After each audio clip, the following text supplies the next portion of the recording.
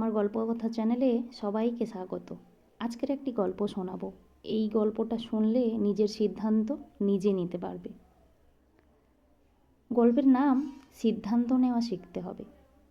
একদিন এক ভদ্রলোক একটি পাত্রে জল নিয়ে তাতে একটি ব্যাঙ রেখে জল গরম করা শুরু করলো। পাত্রটি খুবই সুন্দর, তাই ব্যাঙ ভাবলো, বাহ, খুব সুন্দর তো। যখন ভদ্রলোক জলের তাপমাত্রা বাড়াতে শুরু করলো, তাপমাত্রা বৃদ্ধি পাওয়ার সাথে সাথে ব্যাঙটিও তার শরীরের তাপমাত্রা বৃদ্ধি করে সহনীয় পর্যায়ে নিতে শুরু করলো। যদিও সে চাইলেই লাফ দিয়ে বেরিয়ে যেতে পারত, কিন্তু সে কী করলো? সে লাফ না দিয়ে সহ্য করতে থাকলো।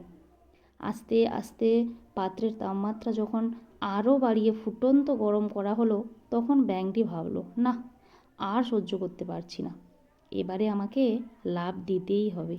কিন্তু ততক্ষণে তার লাফ দেওয়ার ক্ষমতা আর থাকলো না। তার সব শক্তি সহ্য করার জন্যে চলেই গেছে প্রায়। জল আরও গরম হতে থাকে, যার ফলে সে অতিরিক্ত গরম জলে থাকতে থাকতে একটা সময় মারা যায়।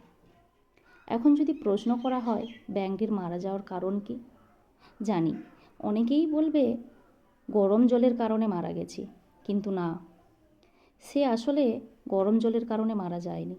সে মারা গেছে সঠিক সময়ে লাফ দেওয়ার সিদ্ধান্ত না নেওয়ার কারণে। যেমন প্রত্যেকটি মানুষের স্থান, কাল, পাত্রভেদে এক একটা বিষয়ে সহ্য করার ক্ষমতা থাকে।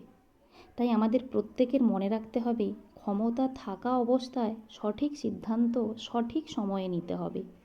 আবেগ, ভালোবাসা দেখিয়ে দেরিতে সিদ্ধান্ত না নিয়ে সঠিক সময়ে সঠিক সিদ্ধান্তটাই নেওয়া উচিত। না